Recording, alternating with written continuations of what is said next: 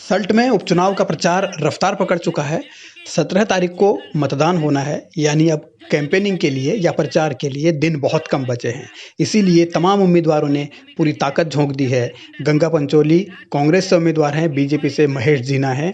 इन दोनों के बीच ही सीधी लड़ाई मानी जा रही है इस उपचुनाव में, और इसीलिए दोनों तरफ से राजनीतिक दलों ने पूरी ताकत भी अपनी अपनी यहाँ झोंक दी है। गंगा पंचोली के समर्थन में प्रदेश अध्यक्ष पहुंचे हैं, प्रदेश प्रभारी ने प्रचार किया है।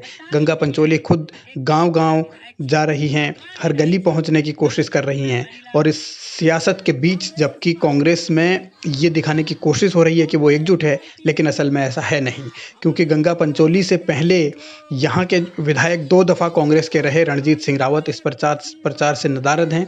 उनके बेटे विक्रम रावत जो कि सल्ट के ब्लॉक प्रमुख है, वो भी नदारद हैं, और इससे समझा जा सकता है कि कांग्रेस के अंदर की गुटबाजी किस तरीके से अब खुलेआम बाहर आ गई है। रणजीत रावत और उनके बेटे का इस चुनाव प्रचार से गायब होना कई मायनों में ये बतलाता है कि नाराजगी किस हद तक है। क्योंकि रणजीत रावत चाहते थे उनके बेटे विक्रम रावत को यहाँ टिकट मिले, लेकिन टिकट मिला नहीं, टिकट मिल गया गंगा पंचोली को। अब लड़ाई कांग्रेस के भीतर इस बात को लेकर चल रही है कि आखिर ऐसा किस रूप में हो रहा है और कैसे ये जो आपसी खींचतान है उससे बाहर निकला जाए। क्योंकि कांग्रेस के सामने ये चुनौती भी है, एक तरफ जहां चुनाव जीतकर उसके लिए एक राह 2022 में इस रूप में आसान हो सकती है कि एक आत्मविश्वास बढ़ जाए, लेकिन जिस तरीके से गंगा पंचोली प्रचार कर रही हैं और उनके प्रचार के तरीके पर ही रणजीत रावत के बेटे ने सवाल भी उठाए हैं।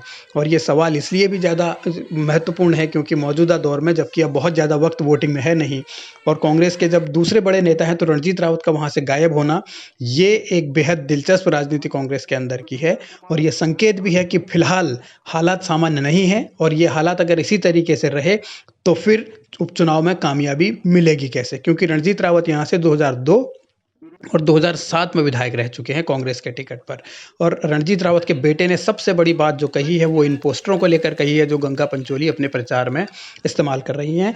विक्रम रावत का ये आरोप है कि उनके पिता यानी रणजीत रावत को अपमानित किया जा रहा है। गंगा पंचोली के पोस्टरों में उनके पिता की फ़ोटो नहीं है, यानी रणजीत रावत की फ़ोटो नहीं है।